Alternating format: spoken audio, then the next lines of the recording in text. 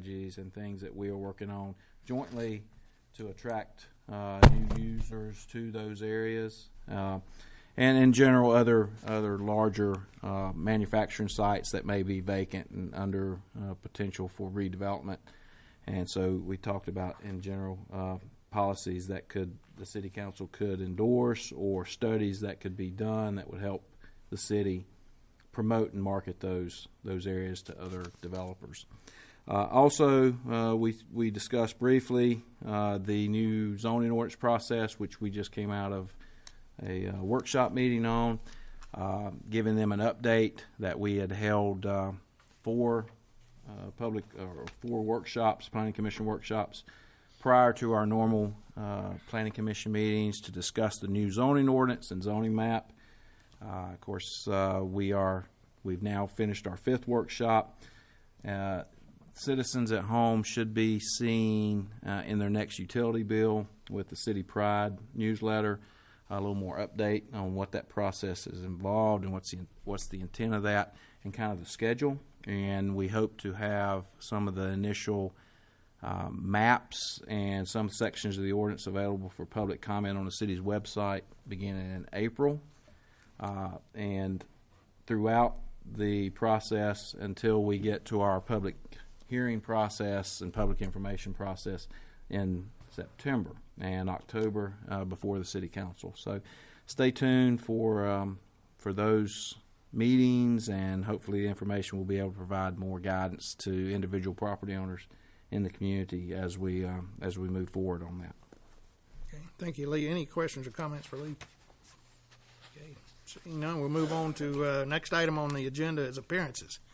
This is a time in our meeting where if there's someone in the audience that has an item of that they'd like to present to the Planning Commission addressing land use or planning, this is the opportunity to do that.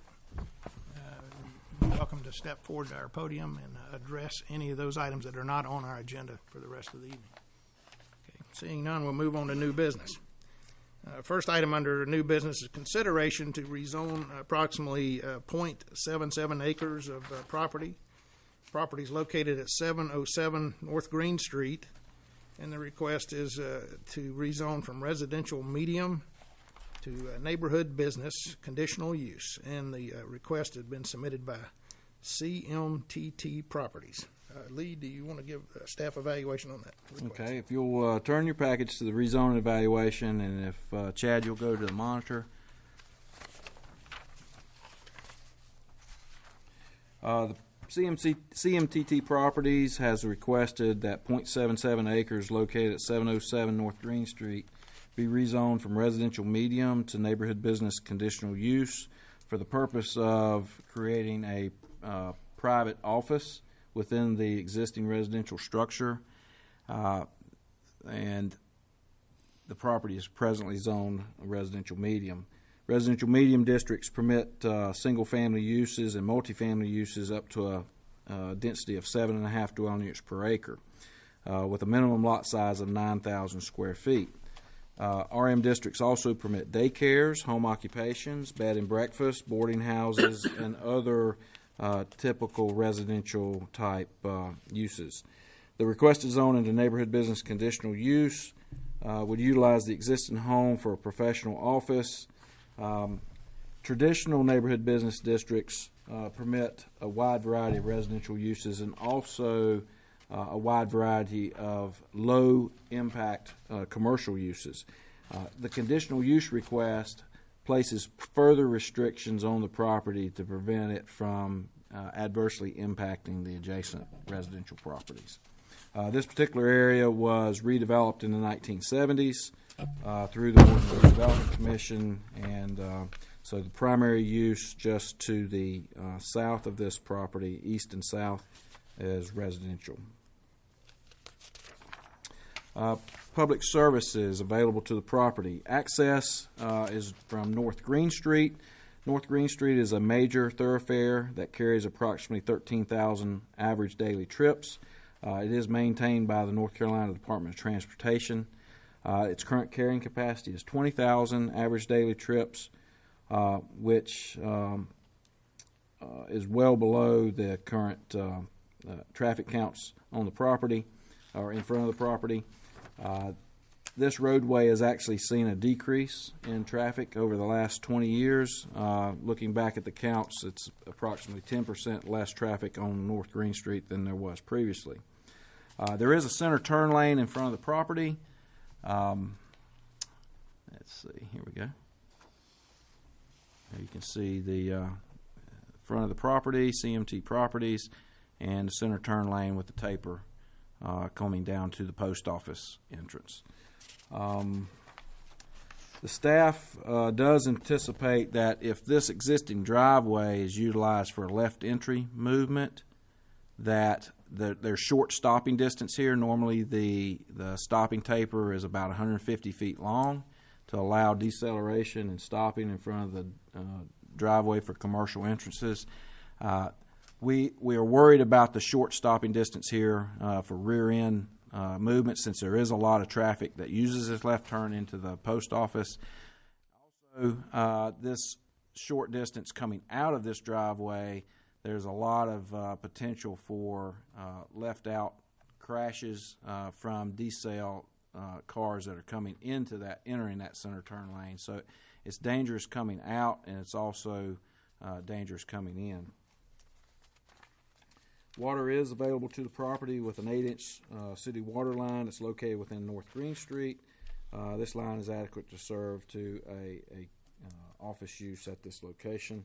Sewer is also available to the property. It runs along the western property line and eastern property line, which is this line here, and it would be adequate also to serve a residential use, residential and office use. You can see the sewer line here where it runs back to the neighborhood and then down the front of North Green Street. The city's Mission 2030 plan, which is its land development plan, indicates that the North Green Street corridor should remain primarily low density in use, and so the request to a more commercialized classification would not follow planned land use. The subject property does adjoin the U.S. Postal Service property. I can show you on the Mission 2030 map. The U.S. Post Office sits on this property. I think that was once a Winn-Dixie shopping center, with car wash on the corner. You can see the land development plan indicates the properties north or south of Sanford Drive, or east of Sanford Drive, is all shown as residential use. So I think the intent of the Mission 2030 plan was to not encroach commercial development into the neighborhoods. Having said that, obviously the post office is in place. I don't think there's any proposals to change the zoning of the post office to residential. So really the land development plan is just a general guide to kind of show what the city's general intent is for this area. The request to a conditional use may offer a method of accommodating both what the land development plan is recommending and what the owner has requested. The property does not constitute spot zoning, since it is adjacent to the post office property that is used currently for commercial use, and is also already zoned neighborhood business, which I'll go back to our area zoning map.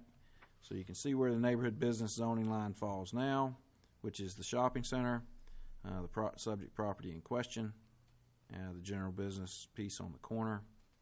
So this is adjacent to that neighborhood business area. The primary impact to the surrounding land uses will be the potential reduction of residential character in the adjoining neighborhoods up in this area, and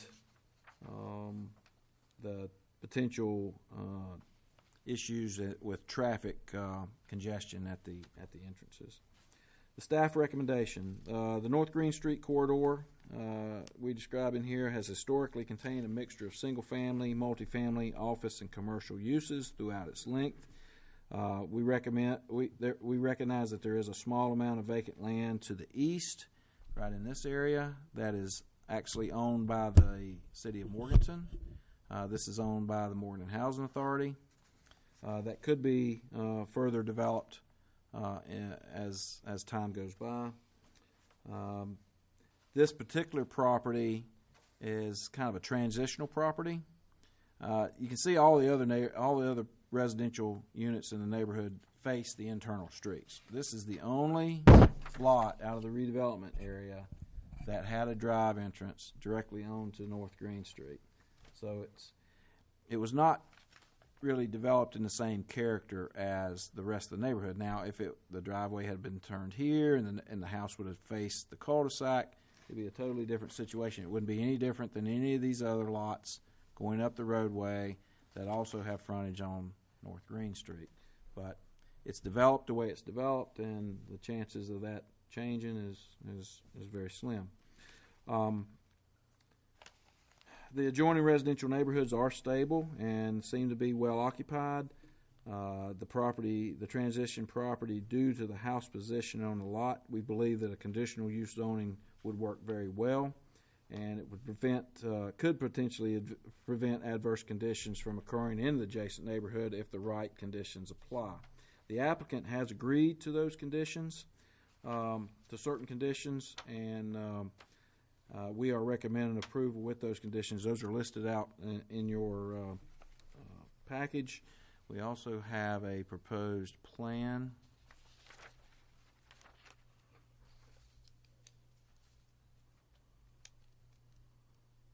If I can get it to show up all on the screen. Okay.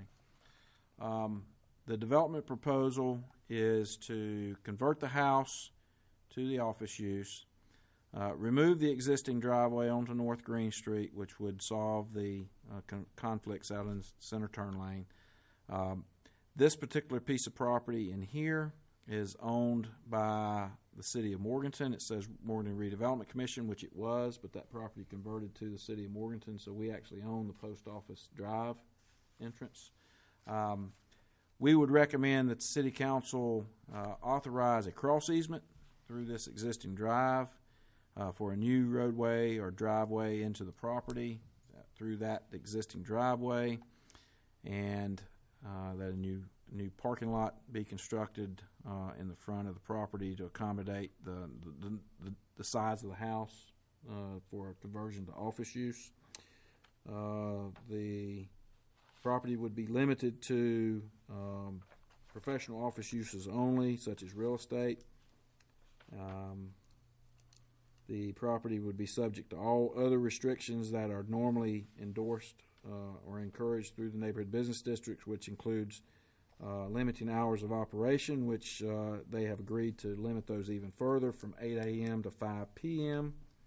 The footprint of the structure itself would not change unless there was additional requests made through the city in the future to add on. And of course, they would have to go back through this rezoning process, or unless the new zoning ordinance built in conditions that it could change without coming back through the boards. Additional parking would be accommodated and as built according to this plan. Signage for the business would be in accordance to city guidelines, which would meet neighborhood business standards. 40 square feet, I believe, is the maximum square footage, and 20 feet in height, I believe. No buildings or other structures will be permitted on the premises unless permitted by the city. So they can't access through the cul-de-sac into the property for commercial purposes. This area would stay basically a grass yard, and we believe this is a good solution. There are also screening requirements, standard screening requirements that would be in place, which we've notified the property owner about. This to separate neighborhood business properties from residential properties, so there would be some additional screening potentially along this eastern property line. And if you have any questions, I believe the owners are in the audience, and they'll be happy to answer any questions that you have. Any members of the commission have questions for Lee at this particular time? Yeah. I'm just curiously if based on your experience that the city council would be inclined to agree with you changing the driveway access because the access to this property is, to me, pretty critical. And if that driveway can't be changed, then it would be hard to support the change, the rezoning. I agree, and I have not had this discussion with City Council. That request would be concurrent with this rezoning request. I think it'd go to the same City Council meeting if it continued on, and we'd have those discussions at that meeting. So hopefully everything happens at the same time. Okay. Doc, did you have a question? Well, what you say, you're thinking the same thing. In the sense of the signage, is that standard? That would be standard along that whole corridor for the future? Well, having not seen the new sign ordinance section that's being drafted by the consultants, I don't have a good way of determining what the signage proposal is going to be. My guess is it's going to be something less than that. It's going to be probably lower profile since it's coming into the river district. It's not in the proposed river district, but it's on the edge, and so I don't have a good feel for that. In that sense, because I agree with you, I think it's probably going to be smaller in that area. There's a large sign along that corridor going right into the Catawba. Could that be put into the conditional use because this would be otherwise grandfathered in if it was built and the sign was put up before Correct. that's done. That wouldn't be changed back. It's a conditional use requires that the property owner agree to any conditions placed. It can certainly be requested, and they're in the audience. So, if Tim, you want to come up?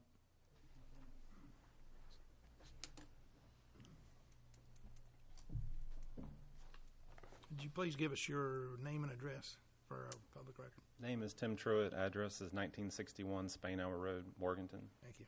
And I'm the owner of CMTT Properties. And in regards to the signage, it would be definitely something low profile. Probably no bigger than a maybe 4x4 area. Action Sign Company out of Lenore is actually working on the design, so it's going to be something low with low shrubs, not something over maybe 4 or 5 feet. Yeah, that would satisfy. That would satisfy me in that sense. Okay. I have a question as far as lighting. What considerations for lighting have been given? As far as the sign, Signage, parking lot lighting, things of that nature. there is a power pole there at the corner where you could put parking lot lighting. I'm not sure who to speak with on that. Probably the city could help with that. But as far as the signage, it would just be something, a low voltage landscape lighting to light the sign. Okay. And I understand you've already had an engineer address this driveway issue. Yes, sir. Mm-hmm. He's the one that drafted the drawing. Any other questions? Okay, thank you, sir. And I'll open officially that public for comment. Is there anyone in the audience that would like to speak for or against this rezoning? Seeing no one charged to the podium, I'll close it for public comment and bring it to the commission. Do I have consideration or additional questions?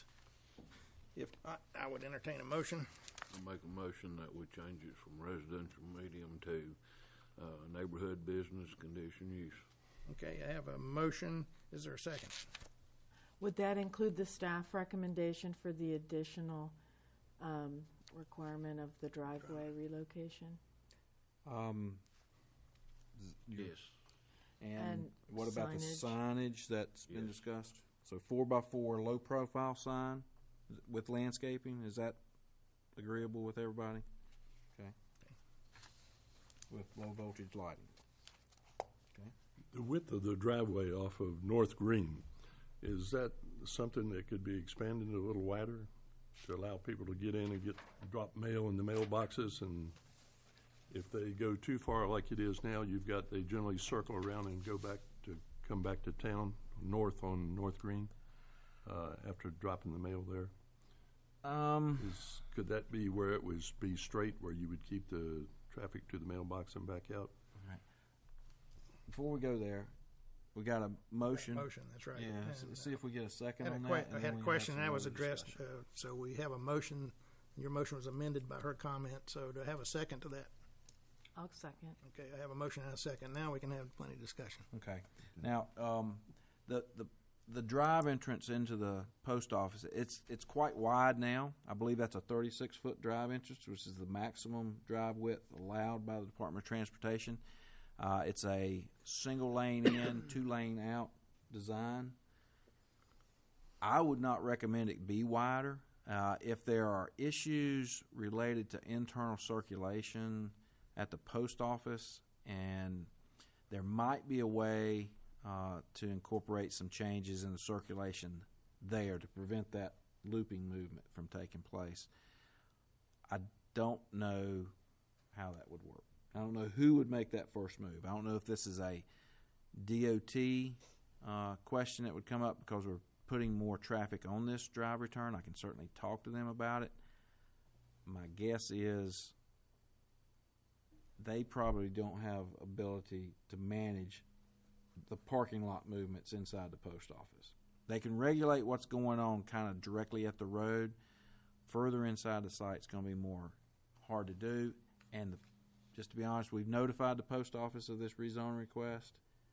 I've not received any calls from the local postmaster regarding that. I can call them, ask them about those if you'd like for me to. I don't know who would bear the cost associated with that, or if they'd even entertain that request. Yeah, I have a comment. While I agree with the question of what's going to happen in the parking lot, as we all know, parking lot drivers and the adventures thereof, I think it's still a better trade-off to have that problem there rather than have it on North Green Street. I agree with So you. it's the better of the two. Maybe it's not perfect, but it's better than having. If we take one driveway off of North Green right during that thing, I think that's a positive step. Okay, any other comments? My comment about that driveway is that I think what we're addressing is land use, and I think as you get into this project, Mr. Pruitt, that you'll find that you'll design a driveway that's going to work best for you and will accommodate traffic flow at that particular intersection. Having said that, I'll call for the motion. Those are in favor of the approved conditional use request, say aye. Aye. Any opposition? Okay, that goes to City Council. The next city council meeting, because of the delays that we've had with the snow and this meeting being so late in the month, this item will not go to city council until April the 7th.